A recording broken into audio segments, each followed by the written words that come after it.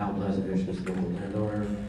And I was wondering if you had any instances of water or soil contamination as a result of drilling or fracturing activities in your community.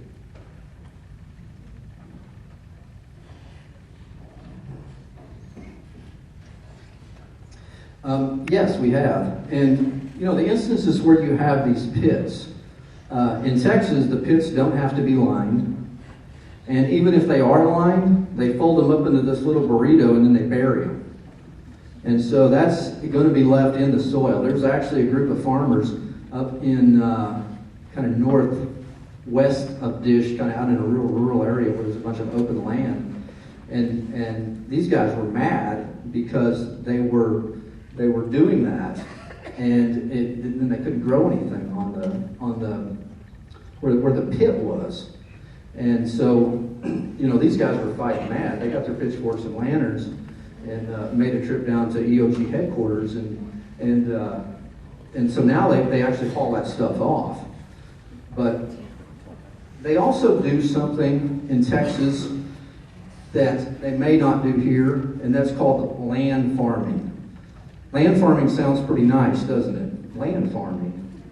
And what they do is they take the drilling mud and they dump it out over a field, and then they kind of stir it up, like till it up, and mix it in with the rest of the dirt, and they just let it dry, just smooth it out.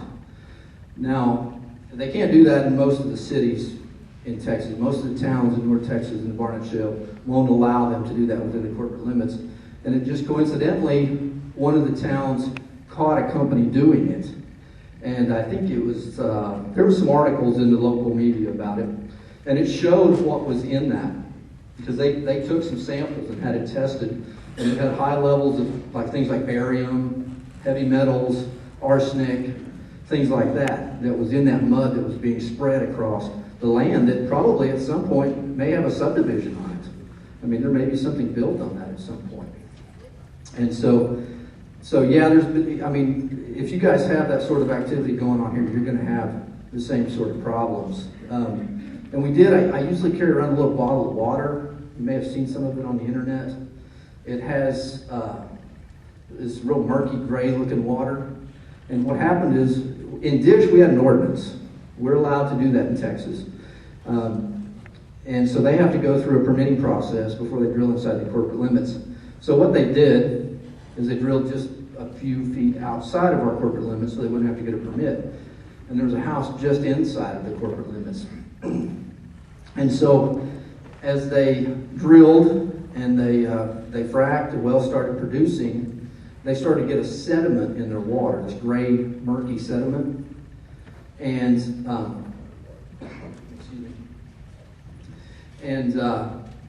as time went on, it got worse and worse and worse. So they put a filter on it to filter out the sediment, just like a sediment filter you'd buy at Home Depot.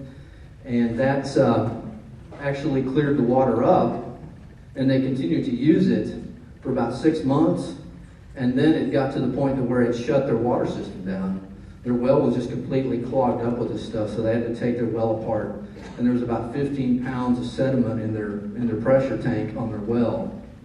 And so they've had to shut in that well. And so the Railroad Commission tested it, and they came out with high levels of arsenic and barium and some of these other things. The same things that we found in drilling mud, as well as surfactants and things like that. And so yeah, we've had those issues. And the issues that we've had in Texas seem to be different than the issues they've had in Pennsylvania, because they've got a lot of problems in Pennsylvania. And it seems like it's almost a crapshoot over there. You know, if you drill a well, okay, you 5 people would live within a mile, 2 of you is going to have bad water when we're done. That seems to be kind of the way it is. And my theory behind that is this was all developed down in Texas on a flat plain. And I think they come up here and try to do the exact same techniques, and it didn't work. And they're having more problems. And so if they work through that, maybe they'll prevent some more in the future. But in the meanwhile, there's going to be some folks who probably have some problems.